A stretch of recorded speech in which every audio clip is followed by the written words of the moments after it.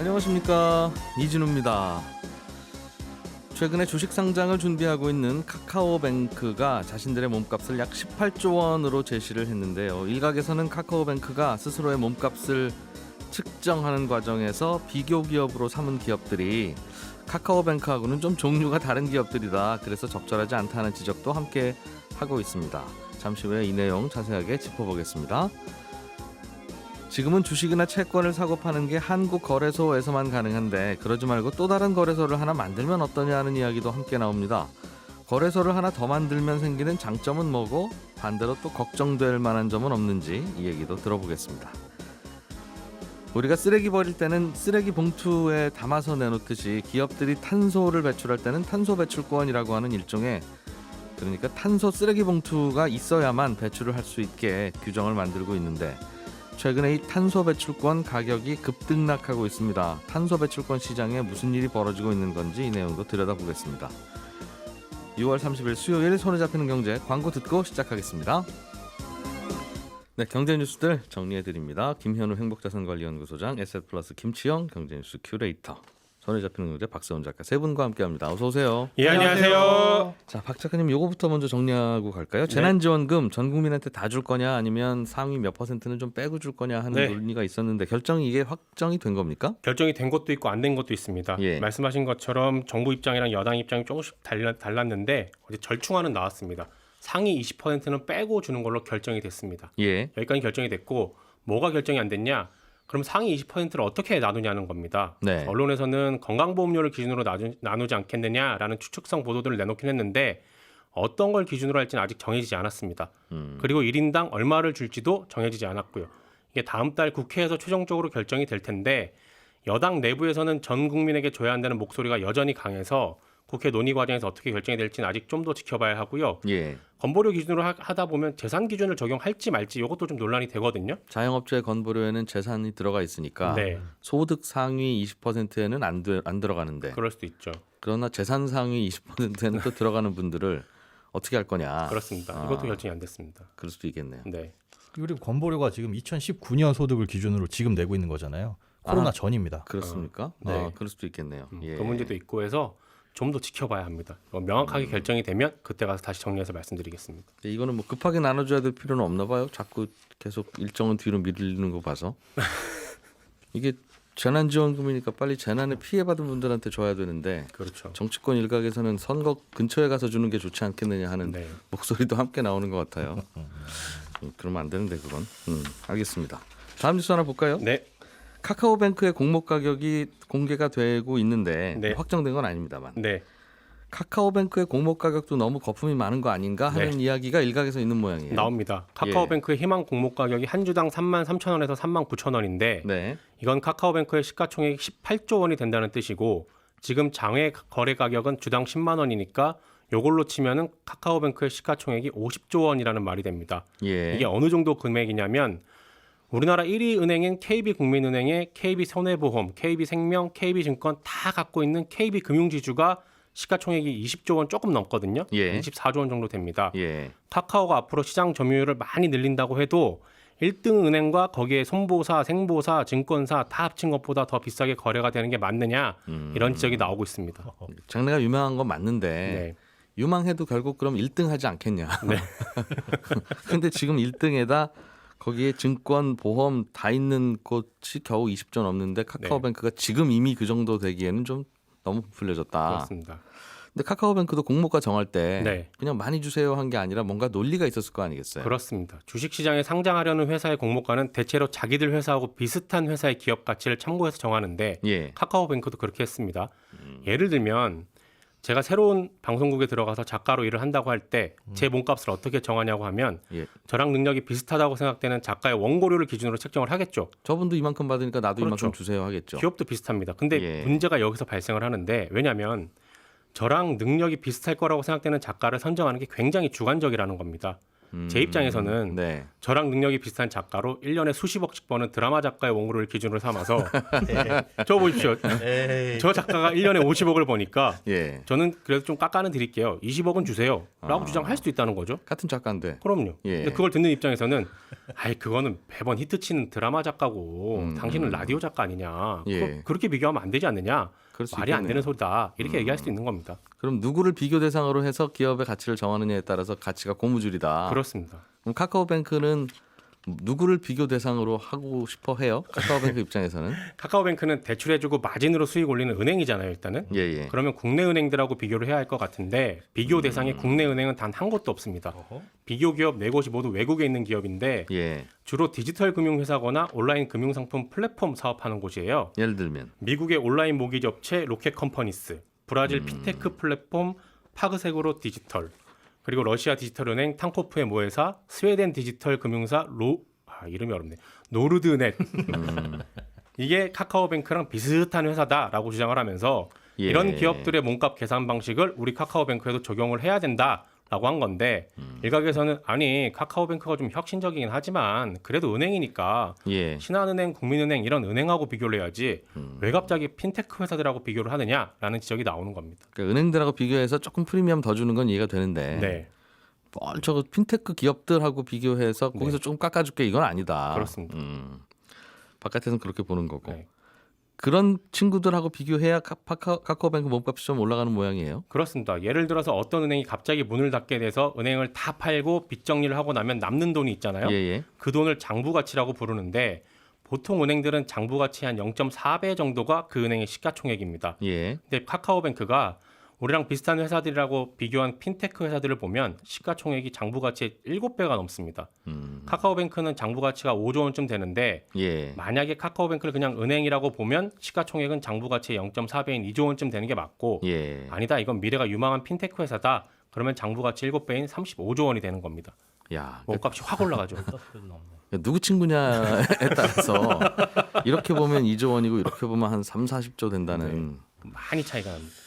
이게 시장에서 플랫폼 기업에 주는 그러니까 멀티플이라고 보통 얘기하잖아요. 그러니까 프리미엄. 예, 프리미엄이 굉장히 높아서 아무래도 카카오뱅크는 어떻게든 플랫폼으로 인정받고 싶으니까 비교 대상을 그렇게 지금 정하고 있고요. 예. 뭐 이렇게 말씀드리면 될지 모르겠지만 그러니까 저희가 택시 호출할 때 옛날에 전화번호로 했던 회사랑 예. 지금 스마트폰으로 하는 회사는 저희가 봐도 기업 가치가 좀 다르잖아요. 그러니까 뭐 예를 들면 그래서 네. 자기들은 똑같은 업무를 하고 있지만 플랫폼을 하고 있으니까 성장 속도가 더 빠를 거고 앞으로 더 클 거다라고 주장하고 있는 것이죠. 그렇기도 하고요. 그런데 거기에 대한 반론은 예. 카카오뱅크가 만약에 핀테크 기업 또는 플랫폼 기업이라면 중간에서 뭘 연결해주고 받는 수수료 이익 비중이 높아야 하는데 지금 보통 은행들은 보면요. 못하는 거. 그렇죠. 올해 1분기 기준 영업이익의 74%가 돈 빌려주고 받은 이자 수익이고 그건 보통 전통은행과 똑같다는 거죠. 똑같습니다. 플랫폼 수익이 8%입니다. 현재 수익 구조만 보면 플랫폼보다는 은행이 가깝다는 거죠. 그러면 이 은행 업무에 대한 기업 가치를 평가받는 게 맞지 앞으로 핀테크를 해서 수익을 올리겠다면서 그걸로 자기들의 기업 가치가 높다고 해서는 안 된다라는 지적이 그래서 나오는 겁니다. 그렇다. 최근에도 크래프톤이라고 하는 게임 회사의 공모 가격 보고 두고 네. 이것도 왜 본인들을 디즈니랜드하고 비교하냐 그런 얘기도 있었고 네. 아니 뭐 디즈니랜드처럼 그렇게 여기저기 뻗어나갈 수도 있는 거 아니겠느냐 예. 하는 반론도 있고 보는 사람에 따라 다르겠죠. 그렇습니다. 7살짜리 어린애를 두고 얘가 어떻게 클지는 뭐 보는 사람에 따라 다른 거 아니겠어요? 그렇습니다. 어쨌든 금융감독원이 그래도 좀 높으니까 예. 다시 한번 들여다보고 와라라고 했는데 예. 요번에 카카오뱅크에 대해서는 금감원이 어떻게 판단을 할지 한번 지켜보시죠. 1년 전만 해도 공모가 정해지면 그냥 거기에서 두 배 가고 상한가 치고 하는 거가 이제 우리의 공식처럼 느껴지고 네. 네. 아무도 잘 시비 안 걸었는데 요즘 이제 시간들이 좀 나시니까 하나하나 좀 들여다보니까 이상한 게 좀 눈에 띄나 봐요. 그죠? 반대로 그 공모가에 거품이 꽤 끼어 있었다라는 얘기도 됩니다. 그렇겠어요. 자, 김현우 소장님. 네. 우리나라는 한국거래소라고 하는 곳이 이제 주식거래소, 채권거래소 딱 여기 하나밖에 없대요. 네, 그렇습니다. 미국에도 거래소가 여러 개 있고 네. 암호화폐 거래소는 뭐 200개도 넘는다고 그러고.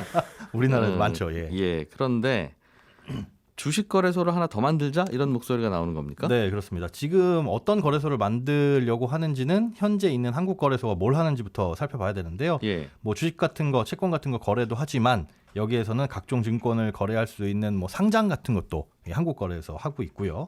뭐 지수도 만들고 뭐 다양한 일을 합니다. 이게 지금은 이제 민간 기업이에요. 민간 기업이긴 하나 공직자윤리법 적용받고 금융위 감독을 받는 이제 공직유관단체라고 분류가 되어 있는데 예. 그러면 새로운 거래소를 만들려고 하는 이 대체거래소라고 부르거든요. 법적으로는 다자간 매매 체결 회사, 이게 정식 명칭입니다. 근데 이걸 만들려고 하는데 이건 그럼 뭘 하는 곳이냐? 상장 같은 기능은 없고 뭐 주식이나 채권이나 비슷한 뭐 외환이라든가 이런 것들을 거래만 할 수 있는 예. 그런 이제 거래 용도의 거래소만 만들자라고 해가지고 금융투자협회하고 6곳의 증권사가 지금 손을 잡고 이런 대체거래소를 만들기 위해서 준비를 하고 있다는 소식입니다. 지금도 거래소 하나 가지고도 별 불편함은 없는 것 같은데 네. 왜 하나 더 만들고 싶은 겁니까? 더 만들면 좋은 점이 있다라는 거죠. 사실상 지금 한국거래소 하나가 독점이잖아요. 예. 거기에 거래소가 하나 더 생기게 되면 지금 있는 수수료를 조금 더 낮출 수 있다라는 것도 기대할 수 있다는 거고요. 네. 그리고 이제 거래 방식도 좀 다양해질 수 있다는 것도 기대할 수 있는데 지금 같은 경우에 대표적으로 가격에 따라서 호가 단위가 정해지잖아요. 예를 네. 들어서 10만 원 이상의 주식은 500원 단위로 주문을 해야 됩니다. 10만 500원, 다음 건 10만 1,000원. 그렇죠. 10만 700원쯤에서 하면 안 될까요? 그럼 안 안 돼. 주문 자체가 안 되고요. 예. 그런데 50만 원 이상인 주식은 1,000원 단위로만 주문을 또 낼 수가 있어요. 예. 이거는 이제 정규거래소에서 정한 단위인데 이게 7가지, 코스피에서는 7가지 단위거든요. 그런데 이런 단위나 아니면 호가 제시 방식이나 예. 아니면 거래 시간도 다양하게 대체 거래소에서는 정할 수 있다. 저녁 8시쯤에 한번 거래합시다. 1시간 정도. 네, 그렇습니다. 그럴 수도 있는 건데 네. 거래소가 하나뿐이다 보니까 예. 싫습니다. 그러면 이제 못하는 거죠. 말도 못 꺼낸다는 네, 거죠. 밤에 미국 증시가 열렸는데 미국 증시가 어떻게 됐더라 이런데 아침까지 기다려야만 거기에 이제 반영이 되니까 예. 1부, 2부 나눠서 할 수 있다는 장점도 있고요.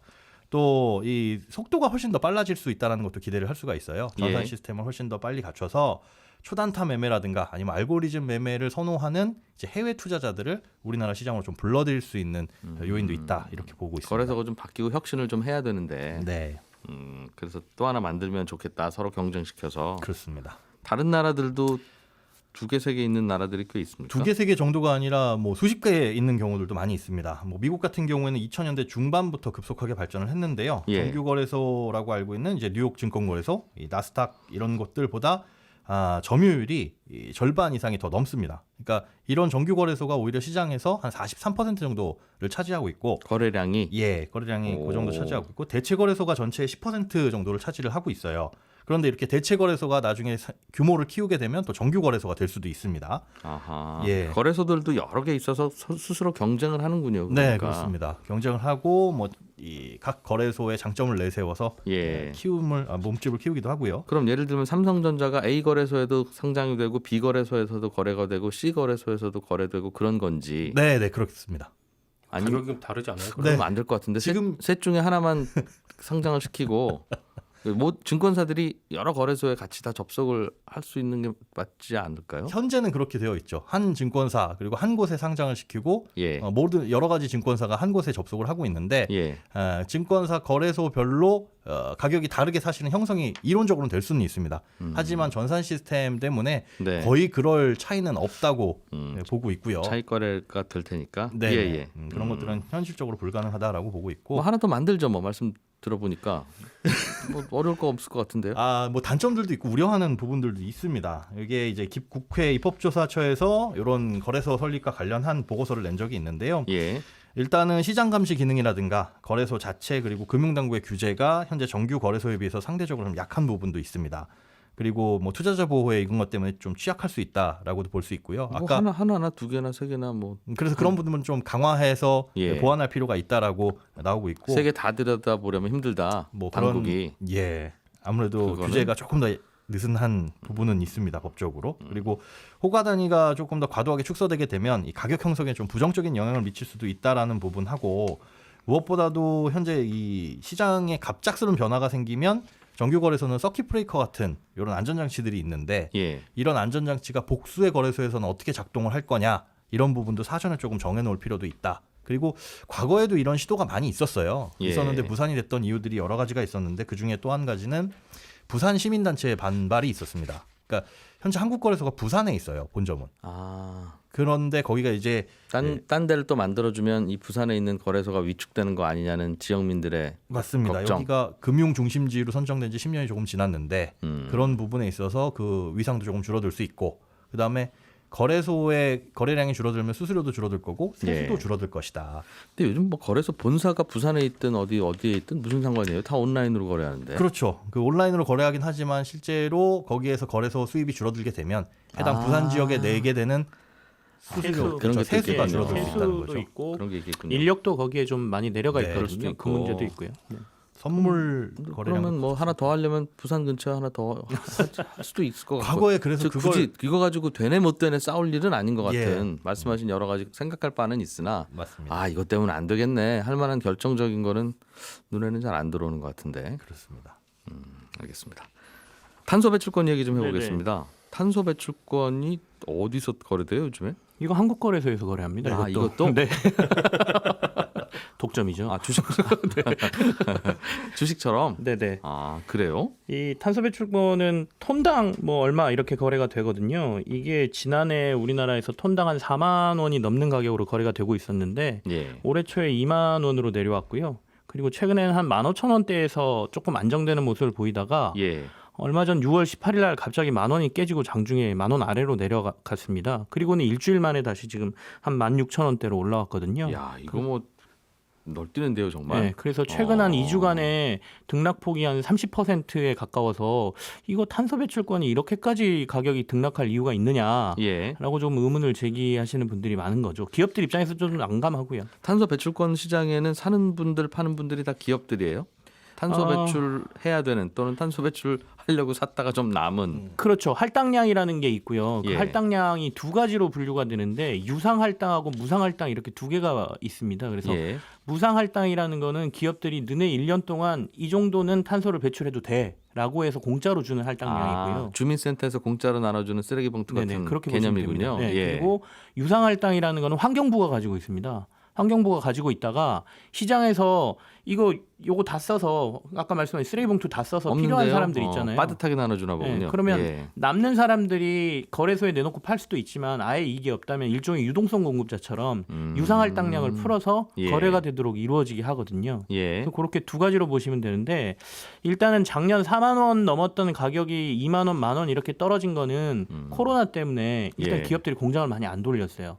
그래서 아까 받은 무상 할당이 남았구나. 남은 거죠. 그래서 실제로 탄소 거래가 이루어진 2015년 이후에 처음으로 작년에 이 무상 할당량이 그 사용량보다 적었던 한 해가 기록됐거든요. 예, 그렇다 보니까 수요가 없다는 거니까 가격은 떨어졌겠죠. 그다음에 두 번째는 이게 단계별로 이 무상 할당, 유상 할당을 정해 놓는데 국가에서 2018년도에서 20년도가 2단계였습니다. 이 안에서 사들인 탄소 배출권은 이 기간 안에만 사용하고 이 기간이 넘어서면 6개월 안에 소멸이 됩니다. 아, 그래서 안 그래도 아니 어차피 쓸 쓰레기 봉투인데 탄소 네. 배출권인데 값이 이렇게 좀 싸면 그때 안 팔고 많이 사면 되죠. 아니면 사두거나 네네. 아니면 내년에 쓰지 뭐라고 해야 되는데 굳이 이 가격에 파시는 그게- 분들은 왜 파시나 그게 또 싶었는데 예. 2월이 다 되지는 않습니다. 그러니까 올해 거를 만약에 100장의 쓰레기 봉투가 남았다. 예. 2월을 하려면 올해 판 만큼만 2월이 돼요. 시장에 50장을 팔아야 50장이 2월이 되고 100장 남았다고 해서 이걸 다 2월 시킬 수가 없습니다. 그러니까 이제 그 100장 자금력이 남았으면 많은 회사가 한꺼번에 사들여서 시장에서 계속 보유하고 있을 수도 있잖아요. 그러니까 이런 것들을 막기 위한 여러 가지 2월 제도가 있는데 이번 6월 달에 가격이 좀 많이 떨어진 이유 중에 하나는 작년 2020년까지 2단계에 사들였던 네. 이 유상 할당량이든 자기가 남은 거든 이거를 아, 6개월이니까 6월 안에 소멸되기 전에 시장에 내다 팔려는 수요가 있었다는 쓰레기 봉투 거고요. 유효 기간이 있군요. 네네네. 그리고 여기에 결정적으로 아까 유상 할당을 하고 있는 환경부가 예. 원래 올해 6월까지 이 유상 할당량을 시장에 내놓지 않기로 했다가 6월 18일 날 갑자기 많은 양을 내놔버렸습니다.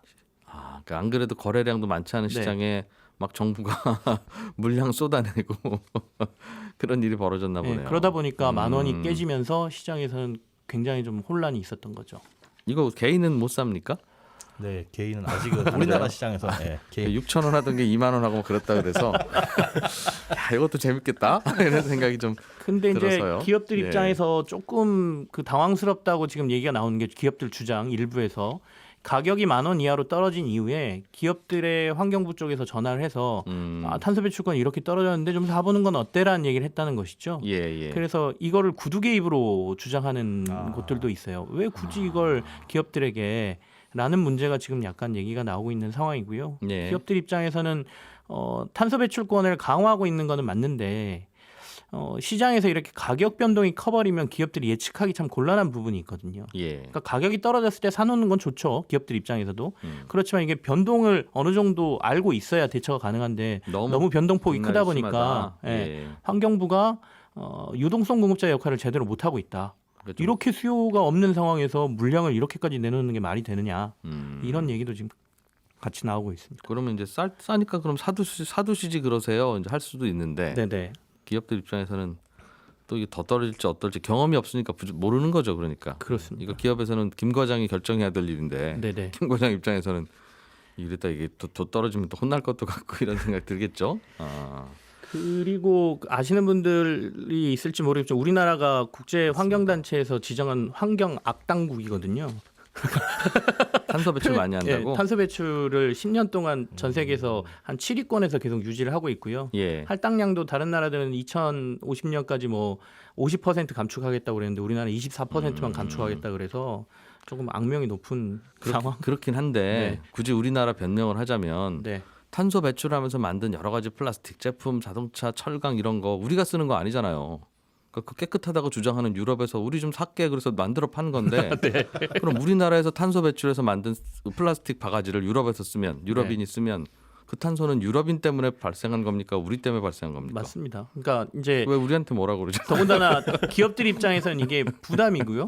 가격에 문제가 생기고 하기 때문에 일종의 세금으로 보고 있거든요. 그래서 기업 부담을 좀 줄여가면서 국제 공조에 맞추려는 정부의 그러게요. 노력이 거기에 드러나는 거죠. 이제 그러면 플라스틱 바가지 가격 올라갈 거고 네. 그러면 또 비싸서 안 쓰실 거고 유럽인들은 아무튼 고민입니다. 그런 이슈가 있었군요. 네. 자 오늘은 여기까지 하죠. 청취자 중에 김정선님께서 세금 외 수수료는 다 증권사가 가져가는 줄 알았더니 거래소가 가져가네요. 이제 이런 말씀도 주셨는데 거래소하고 예탁원이 조금씩 가져가는 게 있어요, 그죠? 증권사가 그렇습니다. 수수료 상당 부분 가져가긴 하는데.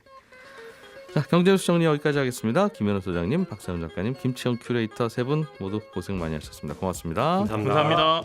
11시 5분에 이어지는 손경제 플러스에서는 미국, 중국, 러시아의 역학관계 공부해 보겠습니다.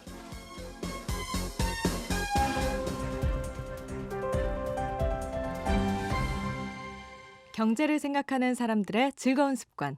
이진우의 손에 잡히는 경제.